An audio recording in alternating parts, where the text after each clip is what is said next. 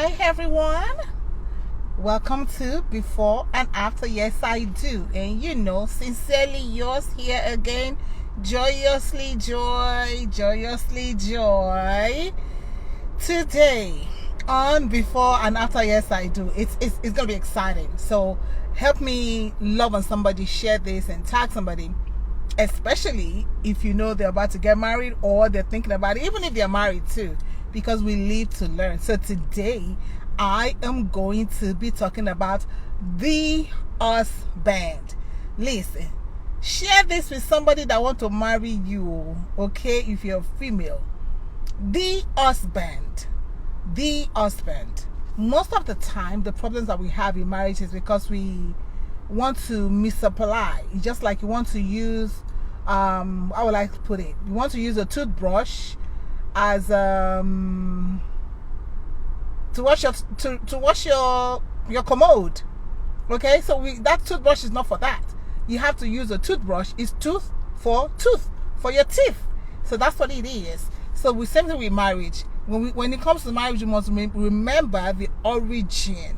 Man did not invent marriage. Okay, like Mercedes-Benz, they are the producer, the manufacturer, they know everything about Benz. So Benz cannot say, you know what, I want to take over like under and stuff like that. No under, Benz no Benz, BMW no BMW, Volkswagen no Volkswagen, because that is what they produce. So when you talk about marriage, you're thinking about who is the creator, where did marriage originate from. So let's talk about the husband. When we misapply the role of the man, when the husband is not the husband, we're gonna have problem. The same thing with the wife. So today, another time, we're gonna deal with the wife. So today is the husband. So let's start from who is a husband.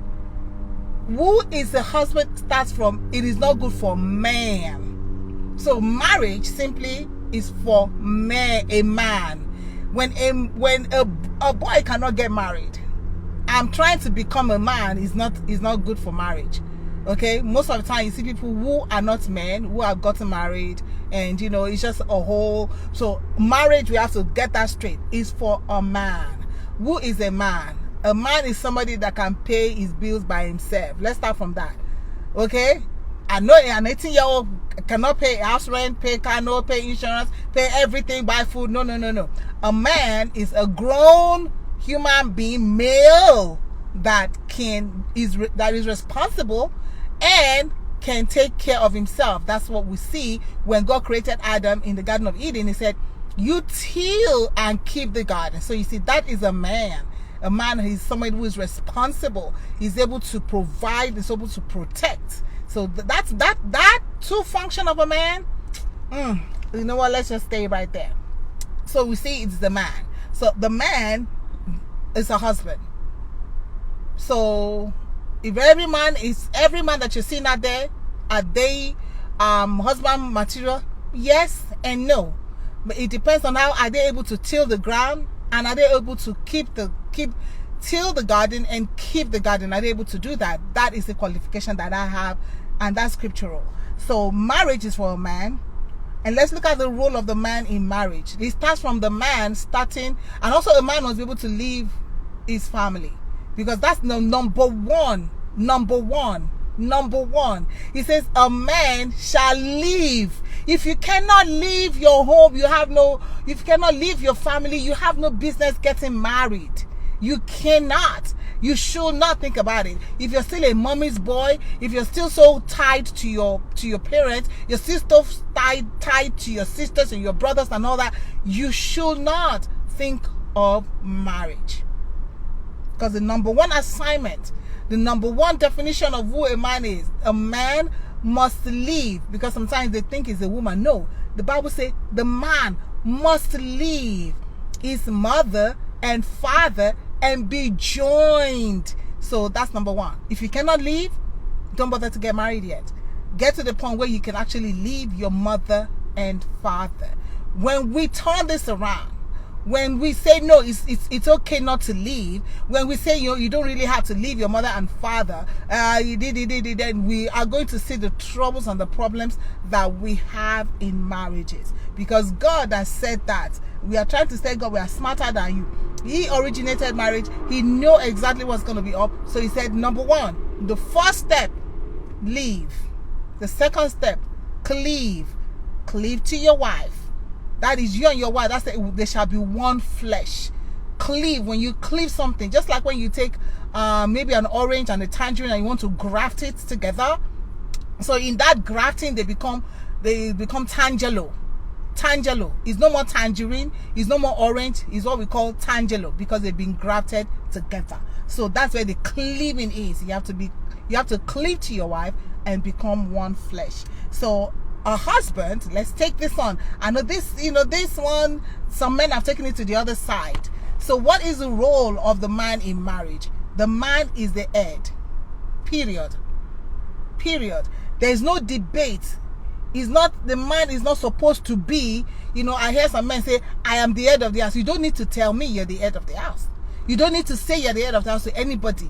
It's just like your CEO at your job come and say, I am the CEO of this company. Any day any CEO say that, that something is wrong with that CEO. That means the CEO does not have confidence in the role of him being a CEO, because that's what the man is at home. He is a CEO. He is a managing director. He is the one that is controlling the rents.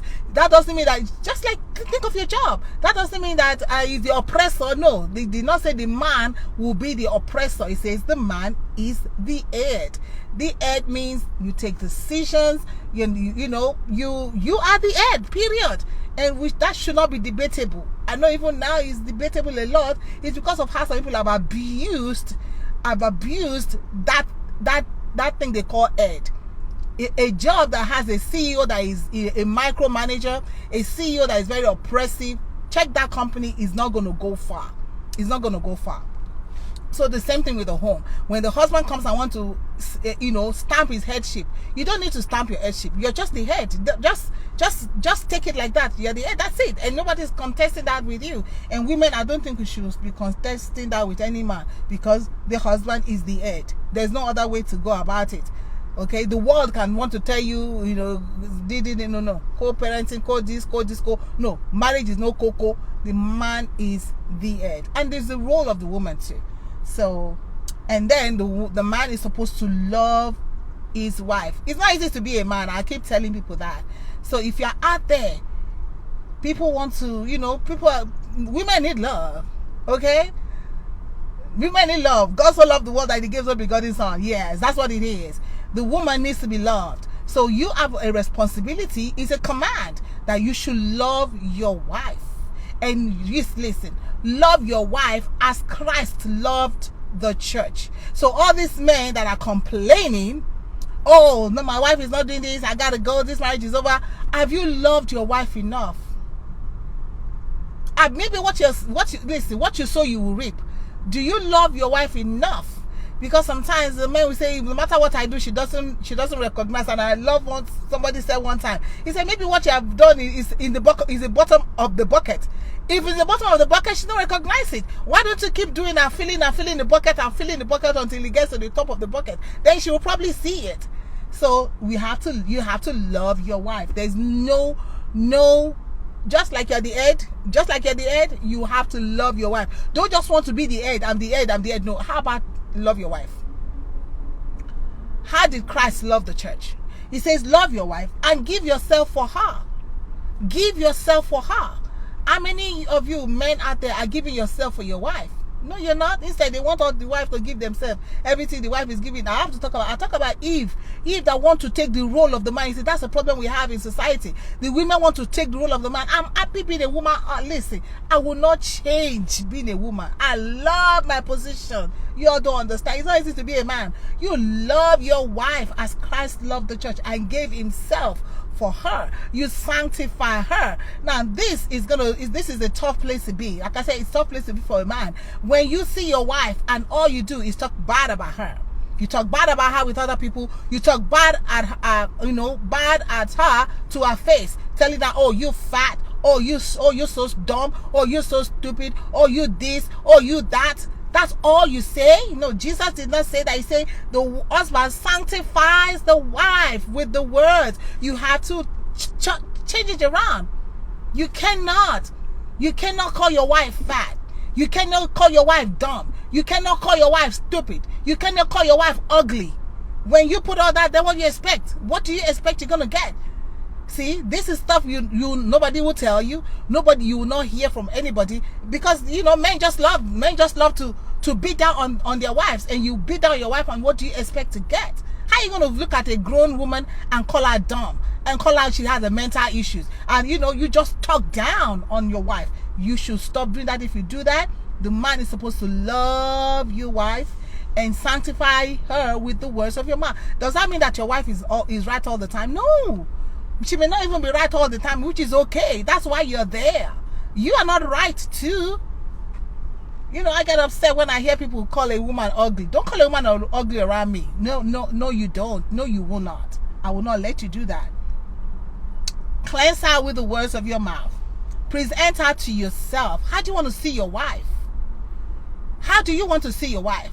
You don't like the way she dresses. Well, you have a responsibility. Present her to yourself. However she's approaching to you, here's how you presented her to yourself. Have you taken her to the mall? Oh, I don't like the way you're dressing. Let's go to the mall. Let's go shop. Shop her from head to toe. Have you done that? All you do is complain because you go to your job and you see all those girls, the way they dress and all that. Yeah, you see them, but what if your wife doesn't know? That's why you have to present her to yourself. That's how Jesus is presenting the church to himself. See, and that's why I say it's not easy to be a man. These are responsibilities that a man has. You're like, won't kill man, not to me. If you have any question, please direct it to above. If you're out there, you're a man, you're like, want to kill us, send it over to the yonder. Ask Papa God when you kneel down to pray. Say, God, why did you make me a man? That one, now you and God. Present her to yourself how you want her. You don't like the way I heard is okay, take her to the salon, go and pay $200, $250, and you see how it is from your pocket. And I love a sister she came back from work and the husband had $500 on the bed. He just put it right there. She took a picture. He said, that's for your hair. Hey, $500. Oh, you put her for bed, just spread her out. Tell her, say, that's for your hair. What are you happy? So she take that money and go and make it. The husband will like it. You just complain about your wife's hair. What did you do about it? Present her to yourself. You are responsible to present her to yourself. You will say, oh, but she has a job. It doesn't matter. Present her to yourself. When I hear me, so now correct talk. You say, as your own body, you love your wife as your own body. You bath in the morning, you take a bath, you brush your teeth, you feed yourself. Your wife, she's your body. You say nobody else hates his own body. A lot of people that people that talk bad about your wife, you're talking about yourself. You think bad about your wife, you're thinking bad about yourself. Don't forget you have one body already. You're already one. So if you're not married, begin to put all these things in place that, I will not talk bad about my wife. I have to present my wife to myself. If I don't like the shoe she's wearing, I got to find out what the size. Do you even know your wife's size, the size of your wife's shoe? Have you ever bought a shoe for your wife? But you're looking at the shoe, you don't like the shoe she's wearing. All you used to complain about it. Stop complaining about your wife. Get to the store, find out. You don't even need, just let the shoe come to the house. Let the shoe box come to the house. She's like, I didn't buy this shoe. But this thing is in my name. Well, we did not like the shoe she's wearing. Did you buy a shoe? You do not like the clothes she's wearing. Did you buy her clothes? You don't like her underwears. Did you go to Victoria's Secret? If that's the kind of secret that you like, did you go over there to get some things? Do you even know the size, the bra size of your wife? You need to learn all this stuff. You present her to yourself, inside out. To me, you have to present her to yourself. Don't put too much. Don't think she will know all this stuff. She may not know all this stuff. So now you have a job to present her to yourself the way you want her to look, the way you want her to smell. Did you buy a perfume? I don't like the way my wife scent. Do you buy a perfume the way that you want her to scent? Maybe that scent you have been smelling at somebody else's and you've been liking. Ask them, what's the name of that perf? Because you've been looking at that, eyeing that person at your job because they smell good. Ask her, since you like that perf, ask her, hey Jane, what's the name of the perf that you're wearing? Let her tell you that she bought it $250. Go and buy it for your wife and let her scent like that for you in the house. You see, this is real talk right here. Husband, present your wife to yourself. Love her as your body. Take care of her as you take care of your body. Stop complaining about her. You say she's fat. Did you go and register in a gym for her? You decided, okay, I'm going to take care of myself. I'm going to be taking on a walk. Did you call her and say, honey, come, let's take a walk together? Did you call her and say, let's go to gym together? Or you're like, you know what? Oh, I'll put a gym membership. If you like, you go. If you like, you don't go. What kind of thing is that? We can do better. Nourish and cherish her.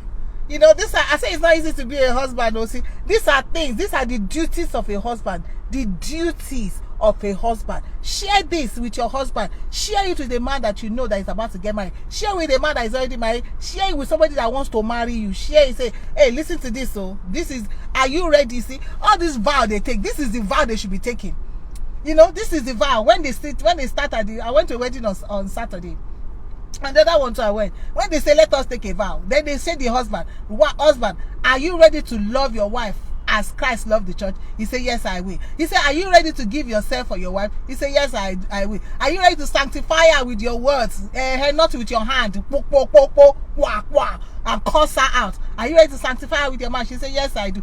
Are you ready to cleanse her with your words? You say, yes, I do. Are you ready to present her to yourself? That means if it means taking your whole paycheck and shopping for her, so she will look the way you have been thinking that she should look, because you're seeing other people outside the way they look, and you have been eyeing that girl at your job, that woman at your job, you'll be eyeing them. Are you ready to present your wife to yourself? Are you ready? You say, yes, I do. Are you ready to treat her as your own body? You say, yes, I do. Are you ready to nourish and cherish her? Are you ready? You say, yes, I do. I don't hear all this during marriage vows. This is what we should be talking. This is what marriage vow. If you are going to write marriage vow, tell your pastor, I beg, at my vow, ask this husband that want to take me as wife, ask him this question. Why phone is coming? No, don't be harsh on her. Colossians 3:19 say, love your wife. He said, don't be harsh on her. Put it there. Are you going to be harsh on your I love this one. Are you going to be harsh on your wife? You say, no, I won't. Okay, it is what you are supposed to do. Don't be harsh. Are you going to be considerate and understanding? This is vow. In fact, I'm going to put this, I think I'm going to put this as a marriage vow. I'm going to put it and put it on Facebook, so you can copy it and do your wedding. Or if you know somebody's like, take this thing to PI. You know, I talk about PI this man. I say, are you going to be able to do all this? If you cannot, I must step aside. Let me get somebody that can do all this stuff for me, because it's not easy to be a man. Man. He said, honor her as a weaker vessel. Are you ready to honor your wife as a weaker vessel? Let the man say, yes, I do, before you put that ring on your finger. Are you going to be considerate? He said, be considerate and understanding. So you're going to say, are you going to be considerate and understanding of this your wife? He said, yes, I do. Don't let them put the ring up before they answer all this question I'm telling you. And this is Bible right here. Because God made marriage. God does say man has they have a big responsibility. I don't know. They just think that it's just to be macho and get muscle. And it's also, I put money there, I pay the rent, I pay the mortgage, I pay this, I pay that. That doesn't make you a man. This is what makes you a man. Are you ready to give her a conjugal right? Because every time the men think, oh, she's denying me. How about you as a man? Do you think that, are you ready to give your wife, anytime your wife wants it, are you ready? Marriage vow. You say, yeah, that is in 1 Corinthians 7:3. Give her a conjugal right. The wife has a conjugal right too, not just the man. Because the man say, oh, you think it's only me. It's not only you that have conjugal right. You as a man, you're responsible to make sure that your wife gets it when she wants it. You know what I'm saying? Make sure. Don't just be ready to do quick and come out and satisfy yourself. You say, are you ready to give her a conjugal right? You say, yes, I do. If you do not say, yes, I do, don't let them put the ring on your finger. Okay, this is before and after, yes, I do, but this is serious. This is really key. Benefit. This is the benefit.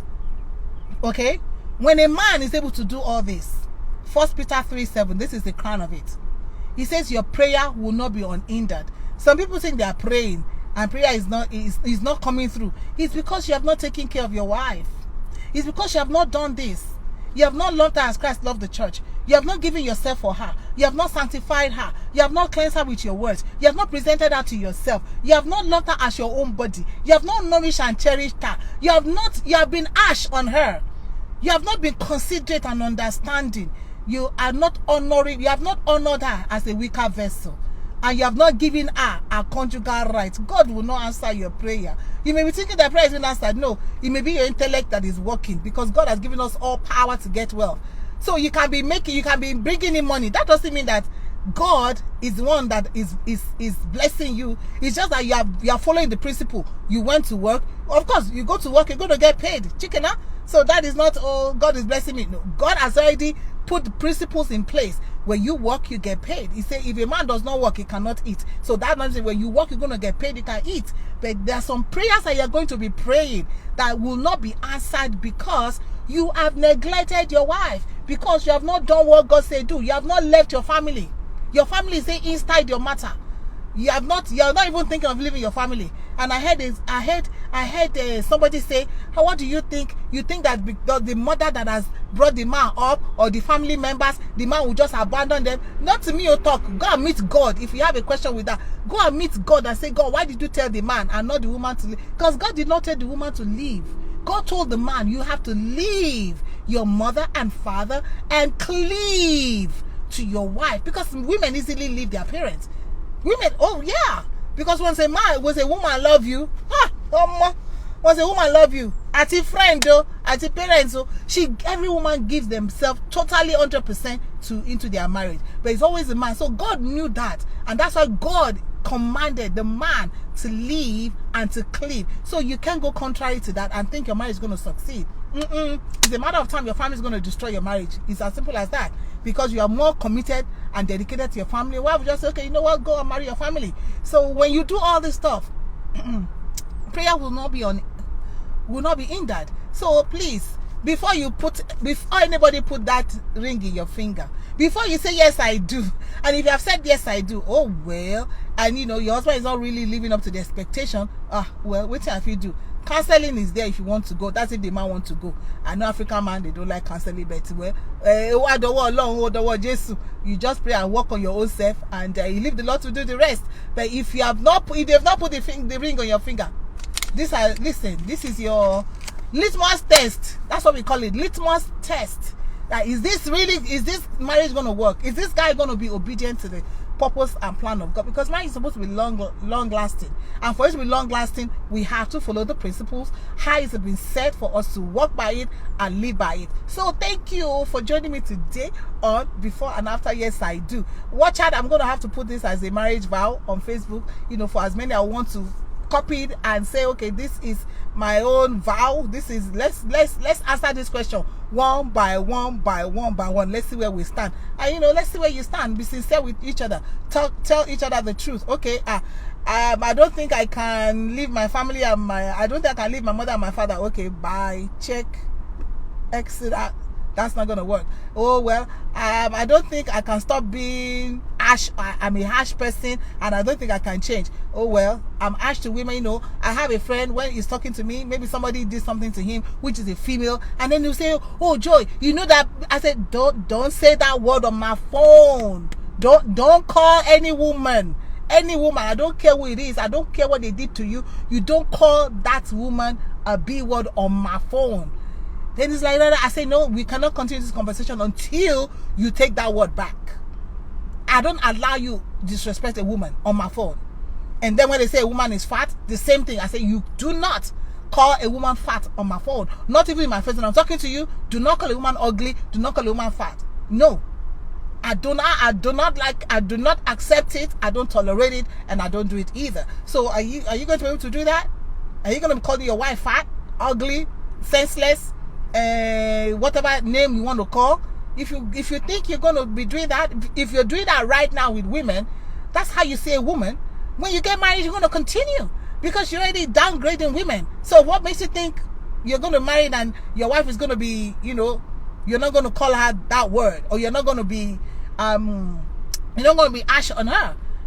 How you treat a woman before you married shows how you're going to treat another woman. How you treat your mother. So sometimes you visit that guy, visit the home and see how he treats his mother. If he treats his mother anyhow or treats his sisters anyhow, no, don't do it. Don't do it. Don't say, oh, he's going to change. He's going to change when we get married. No, he's not going to change. That is him in his element. You see them in their element, in their natural state. Don't do it. Step out, step back for your own sanity and mental health. So God bless you. Thank you for joining me today. Love, share, tag somebody with this, and I'll catch you again on another before and after. Yes, I do.